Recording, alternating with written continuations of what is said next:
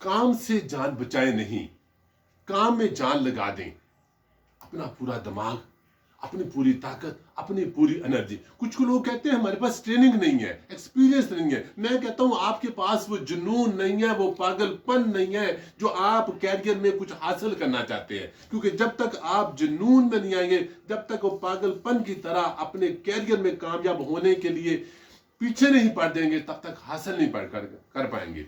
अगर आप जिंदगी में उड़ना चाहते हैं तो फिर आहिस्ता आहिस्ता चलने वाली आदत छोड़िए, ईगल्स वाली आदतें अपनाएं, चिकन वाली आदतें छोड़ें।